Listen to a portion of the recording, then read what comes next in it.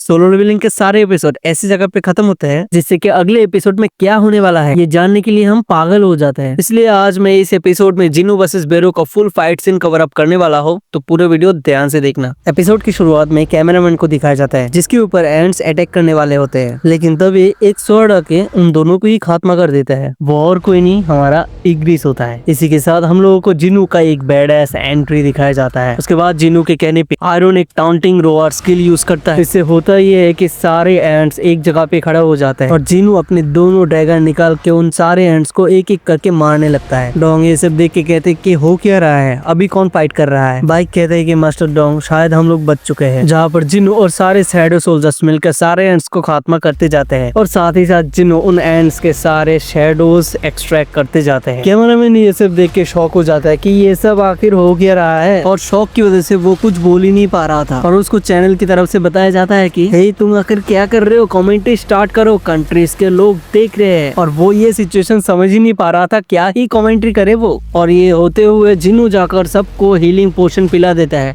जिसके बाद सारे लोग जिसे सारे हंटर्स हील हो जाते हैं सिवाय चाइयन को छोड़कर। और तभी जिनू देखता है कि पीछे से बेरू आता है जो कि गोतो यानी जापान से स्ट्रॉन्गेस्ट हंटर को अभी अभी मार के आया है। और आते ही कहता है वो आदमी तुम्हारा किंग नहीं था, आखिर तुम्हारा किंग है कौन। बाइक इसको देखकर पूरा शॉक हो जाता है और डर जाता है और कहता है कि ये बास्टर्ड आखिर यहाँ पर आ गया, दैट मीन्स गोतो क्या मर चुका है। जिन्यू उसी वक्त उठता है और कहता है मास्टर डोंग चाइयन को मैं तुम्हारे हवाले छोड़ता हूँ, उसका ध्यान रखना। बैरो जिनू को देखता है और कहता है क्या तुम ही ह्यूमंस का किंग हो। जिनू उसको टीज करते हुए कहता है कि क्यूट, एक बोलता हुआ कीड़ा। जिसके बाद वो एंड एक जोर से रोअर करता है और ये सुन के जिनू कहता है कि ये हुई ना बात, अभी एक तुम फुल्ली कीड़े की तरह बिहेव कर रहे हो। सीन चेंज होता है और 5 मिनट पहले का सीन दिखाया जाता है, जहाँ पर सिग्नल की वजह से ब्रॉडकास्ट बंद हो चुका था और किसी को कुछ भी दिखाई नहीं दे रहा था। न्यूज रिपोर्टर्स कहते हैं कि हमें अभी एक इन्फॉर्मेशन पता चला है कि मिन बायुंग जो कि एक हीलर था वो मर चुका है, और साथ ही साथ बाकी के हंटर्स की सेफ्टी के बारे में भी इन्फॉर्मेशन पूरी तरीके से नहीं मिला है। और तभी ब्रॉडकास्ट फिर से शुरू हो जाता है और दिखाया जाता है वहाँ पर एक न्यू हंटर अपियर हो चुका है, जो की होता है हमारा hero the one and only son जिनो। सिग्नल आने के बाद सुगुमतो जब भी देखता है कि जापान के सारे हंटर्स मर चुके हैं, तभी वो जापान के चेयरमैन को ये सारी बात बताता है और बोलने वाला कीड़े के बारे में भी बात करता है। और जो सुनकर जापान के चेयरमैन का हालत खराब हो जाता है कि सारे जापान के हंटर्स मर चुके हैं,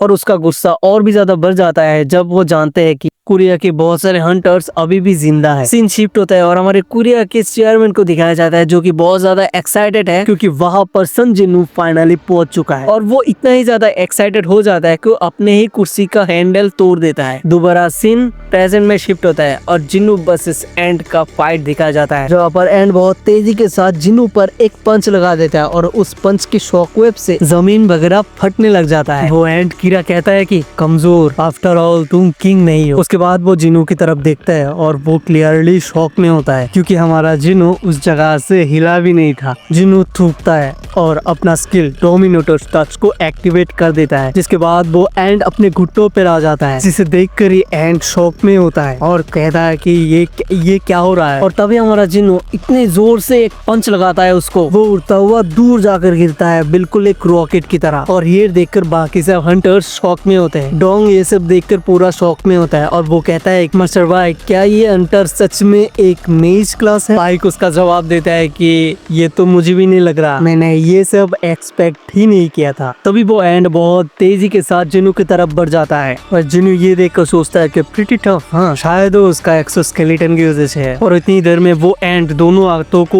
ऊपर लेकर जिनू की तरफ एक जोर से मारता है। जिनू उसको पकड़ तो लेता है लेकिन उसका शॉक वेव से पूरा जमीन टूट चुका होता है, लेकिन जिनू भी उसको वापस पंच लगा देता है और वो एंड भी दोबारा पंच लगा देता है। और ऐसा करते करते दोनों के बीच फाइट जारी रहती है, लेकिन हम लोग देखते हैं कि वो एंड के शेल में क्रैक आ जाता है। वो एंड कहता है कि आखिर मैं एक ह्यूमन के पीछे कैसे रह सकता हूँ, ये आखिर क्या चीज है, इसने तो मेरे शेल में ही क्रैक ला दिया है, ये बिल्कुल इम्पॉसिबल है। एंड ये सब सोच ही रहा होता है जिनू तभी उसके पेट में एक जोरदार पंच लगा देता है। उस पंच की वजह से वो एंड ऊपर ही उठ जाता है, लेकिन वो अपने सर को पीछे की डायरेक्शन में घुमाता है और अपने जीप से ही अटैक कर देता है, जिसे बचते हुए जिन्नू बैक जंप करता है, लेकिन उसके गाल पे एक छोटा सा कट लग जाता है। और मैं बता दूं, उस एंड के जीभ में एक डेडलीस्ट पॉइजन भरा हुआ है, और जब ये पॉइजन ह्यूमन के बॉडी में घुसता है वो मैजिक के साथ कंबाइन होके और भी ज्यादा डेडली बन जाता है। एंड ये सब देख कर हंसता है और कहता है कि अब क्या होगा तुम्हारा, जाओ मरो। और ये कहती है एंड जिन्नू पर अटैक करने ही वाला होता है, लेकिन जिन्नू उसके हाथ को पकड़ लेता है, जिसे देखकर एंड पूरा शॉक हो जाता है। उतनी देर में जिन्नू उसके सर पर एक जोरदार पंच लगा देता है और वो एंड फिर से एक रॉकेट की तरह दूर जाकर गिरता है। हमें दिखाया जाता है पॉइजन फिर से न्यूट्रलाइज हो रहा है, क्योंकि हम लोगों को पता है जिन्नू पर कोई भी पॉइजन काम ही नहीं करता। हमें दिखाया जाता है उस कट के बाद जिन्नू का परसेप्शन स्टैट और भी ज्यादा इम्प्रूव हो जाता है, जिसकी वजह से वो उस एंड का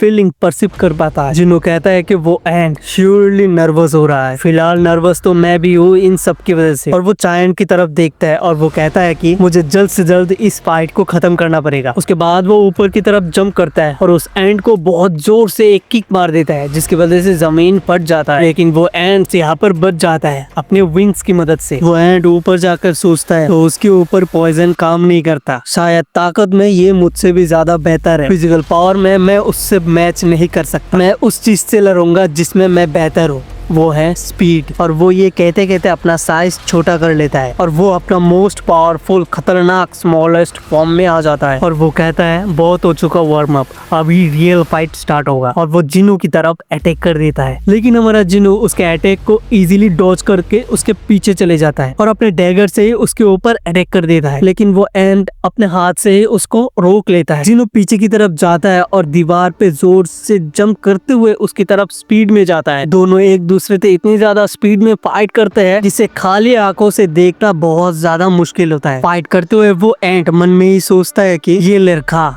लड़का मेरी स्पीड को मैच ही नहीं कर रहा, बल्कि ये तो और भी ज्यादा स्पीड में फाइट कर रहा है। आखिर ये कैसे हो सकता है? जिन्नू मन में कहता है कि ये शायद डीमन मोनर्स के लेवल पे है या शायद और भी ज्यादा स्ट्रॉन्ग। हाउएवर मेरे पास अभी बहुत ही अच्छा वेपन और मैं पहले से बहुत ज्यादा ताकतवर हो चुका हूँ। विदाउट डाउट उसका स्केलेटन सेल भी टूट रहा है, मैं इसको हरा सकता हूँ। और वो ये कहते हुए उसको बहुत ज्यादा स्प्लैशेस मारते रहता है और वो अपने क्रिटिकल हिट को एक्टिवेट कर लेता है और मारते हुए उसका क्रिटिकल हिट अपग्रेड हो जाता है टू क्रिटिकल चेन एंड उसे बचते हुए दूर जाता है। लेकिन जिन्नू उसकी तरफ मुड़ते ही कहता है कि तुम कहाँ भाग रहे हो, और वो फिर से क्रिटिकल चेन को एक्टिवेट करता है और वो स्लैशेस लगा देता है। और वो बहुत सारे स्लैशेस लगाने के बाद उस एंड के लेफ्ट आर्म को ही काट देता है। एंड उससे बचते हुए अपने राइट हैंड से उसके ऊपर अटैक कर देता है, लेकिन जिन्नू पीछे की तरफ जंप करते ही बच जाता है। एंड सोचता है कि आखिर मैं इससे जीत क्यों नहीं पा रहा?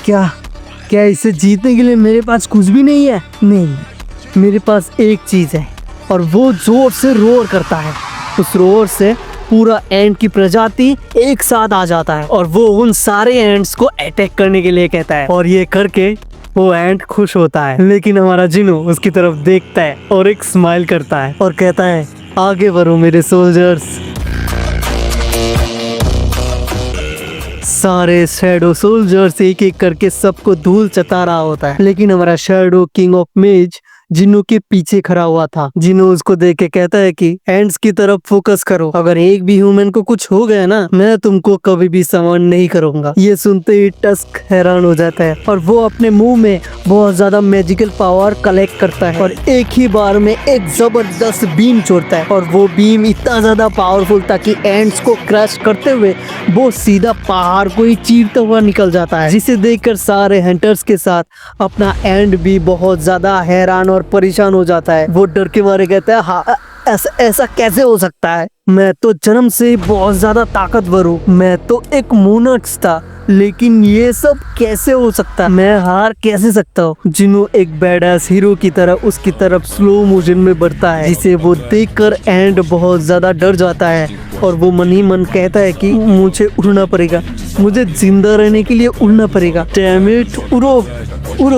और वो यहाँ से उड़ जाता है, लेकिन जिन्नू उसका डोमिनेटर स्किल को एक्टिवेट कर देता है जिसकी वजह से वो नीचे आ जाता है। वो एंड बचने की कोशिश करता है और तड़पता रहता है, लेकिन जिनो उसको छोड़ने वाला थोड़ी था। वो फिर से अपने क्रिटिकल चेन को एक्टिवेट करता है और वो एंड की तरह बहुत ज्यादा स्लैशेस मारते रहता है। फाइनली उसके आंखों के सामने स्क्रीन आ जाता है जिसपे लिखा है you have defeated your foe, you have gained level. ऐसे करते हुए उसके सामने स्क्रीन अपीयर होना शुरू हो जाता है। फाइनली जिनो हमारे एंड को खत्म कर देता है। चाहियन को देखने के लिए बाइक जिनो को बुलाता है। जिनो उसको देख के कहता है कि मुझे जल्द से जल्द इसको हील करना पड़ेगा, पर कैसे करूं? अभी उसको एक आइडिया आता है और वो कहता है कि जल्द से जल्द मिन बायोन की बॉडी को यहाँ पर लाओ। और वो कैमरामैन को अपना कैमरा बंद करने के लिए कहता है। कैमरामैन कहता है कि लेकिन क्यों? जिनो कहता है कि तुम बंद करोगे या फिर मैं इसको तोड़ दूं। कैमरामैन सुनने के बाद जल्द से जल्द उस कैमरे को ऑफ कर देता है। तभी उसके शैडो सोल्जर मिन बायोन की बॉडी को उसकी तरफ लाता है। जिनो चाहता है कि मिन बायोन के शैडो एक्सट्रैक्ट करने के बाद वो चाहियन को हील कर दे और वो उसके शैडो को एक्सट्रैक्ट करने के लिए कहता है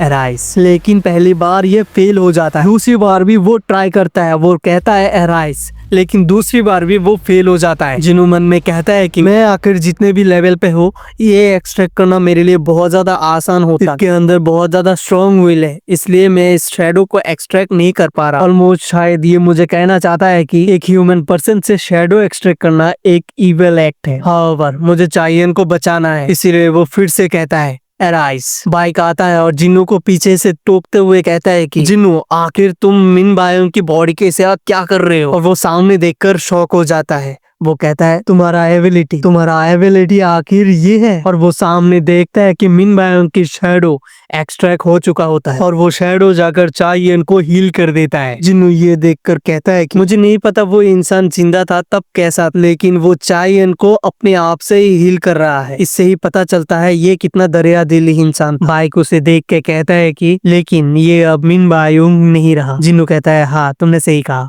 बाइक दोबारा जिनो का शोल्डर पकड़ता है और वो कहता है कि मुझे पता है कि इसके साथ तुम फ्यूचर में बहुत सारी बैटल्स लड़ सकते हो, लेकिन मैं बता दूं मिन बायोन लड़ाई से बहुत ज्यादा नफरत करता था। तुम फिर से उसको बैटल में ले जाना चाहते हो, प्लीज उसके साथ ऐसा मत करो। जिनो बाइक के हाथ को शोल्डर से हटाने के बाद कहता है कि ये दूसरी बार है तुमने मेरा शोल्डर पकड़ा है, और एक स्माइल के साथ कहता है कि लेकिन इस बार मैं समझ सकता हूँ ये एक ऑर्डर नहीं बल्कि एक रिक्वेस्ट है। और वो ये कहते ही समन को कैंसिल कर देता है। बाइक और मिन बायोन की शैडो दोनों एक दूसरे की तरफ देखता है और स्माइल करता है, जिसके बाद मिन बायोन की शैडो दोबारा वापस चला जाता है। बाइक जिनो को थैंक यू कहता है। जिनो सभी को वापस सेफली भेजने के बाद दोबारा यहाँ पर आता है और यहाँ पर स्टोरेज सेक्शन में जितने भी एग्स मौजूद थे उन सभी को वो एक तलवार की मदद से काट देता है और अपना लेवल अप कर लेता है, जिसके बाद जिनो का लेवल 100 हो जाता है। और फाइनली हमारा वो सीन जिसके बाद हमारा जिनो और भी ज्यादा ताकतवर होने वाला है। Extracting shadow from the monarch of ends. वो उसके सामने जाता है और कहता है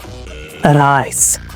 उसके बाद ही वो एक डार्कनेस में कवर अप हो जाता है। पहले ये कभी नहीं हुआ था जब भी वो शैडो एक्सट्रैक्ट करता है। ये सब देख के जिनो सोचता है कि उसका शैडो एक्सट्रैक्शन फेल हो चुका है, लेकिन जिनो देखते वापस सब नॉर्मल हो रहा है और उसके पीछे मोनार्च ऑफ एंड का शैडो एक्सट्रैक्ट हो जाता है।